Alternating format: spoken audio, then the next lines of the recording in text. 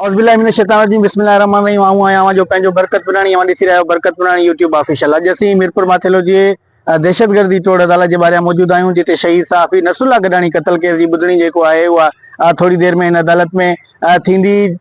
Police तरफ़ां जेको गिरफ़्तार जवाबदार आहे असगर लुंड उनखे पेश कयो वेंदो। इन खां अलावा जेको फरियादी धुर जो वकील आहे सलाहदीन पवार, उहो पिणु अदालत में थोड़ी देर पहिरियों पहुतो आहे। जेतोणीकि हिन केस में अॻूणो जांच ऑफिसर तनवीर तुनी तरफ़ां PPMNA ख़ालिद लुंड ॿिनि पुटनि जा नाला जेके आहिनि उहे कॉलम 2 में ख़ारिज कया विया आहिनि। हिन वक़्तु हू हिन केस में जवाबदार तौरु नामज़द न आहिनि थियल, जॾहिं त जेको टे जवाबदार आहिनि जंहिंमें असगर बरकत ऐं अब्दुल्ला लुंड आहे उनखे पोई ॿुधणी ते जेको जांच ऑफिसर आहे उन तरफ़ां चालान कयो वियो। अॼु मीरपुर माथेलो जी अदालत में उन केस जी ॿुधणी रखियल आहे। मां तव्हांखे ॿुधायां त गुज़िरियल हाज़िरी ते जॾहिं जांच ऑफिसर तरफ़ां इहो ऐलान कयो वियो हो मीडिया जे तवसुत सां त जेके PPMNA ख़ालिद लुंड जा ॿ पुट जेके आहिनि उन्हनि खे इन केस मां ख़ारिज कयो वियो आहे ऐं चालान में उन जा जेके नाला आहिनि उहे ख़ारिज कया विया आहिनि।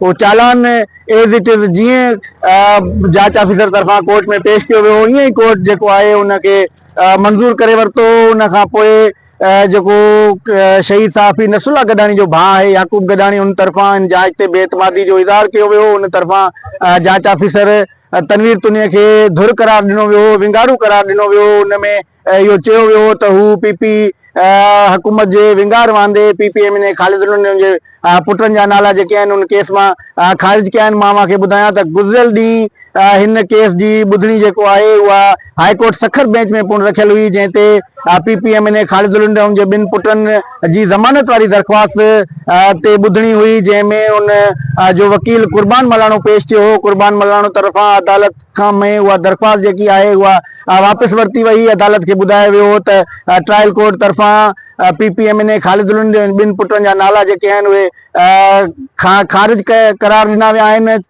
उनजो सबबु जेको आहे उहो इहो आहे त जांच ऑफिसर तनवीर तुनीअ तरफ़ां इन केस मां PPMNA ख़ालिद लुंड जे ॿिनि पुटनि खे ख़ारिज करार जेको केस मां ख़ारिज जेको आहे कयो वियो आहे। उन जा नाला जेके आहिनि कॉलम 2 में कढिया विया आहिनि। मां तव्हांखे ॿुधायां त अॼु उन केस जी ॿुधणी हिते ATC कोर्ट में रखियल आहे, जंहिंमें पुलिस तरफ़ां गिरफ़्तार जवाबदार असगर लुंड खे पेश कयो वेंदो, जॾहिं त शहीद सहाफ़ी नसरुल्लाह गडानी कत्ल केस में उनजो वकील जेको आहे सलाउद्दीन पावर उहो पहुतल आहे। तोड़े हिन केस में शायदि याकूब गडानी पिणु हिन केस में पहुतल आहे। थोड़ी देर में हिन अदालत में शहीद सहाफ़ी नसरुल्लाह गडानी कत्ल केस जी ॿुधणी थींदी, जंहिंजो हाल अहवाल तव्हांखे बरकत पुराणी यूट्यूब ऑफिशियल ते लम्हा ब लम्हा मिली सघंदो।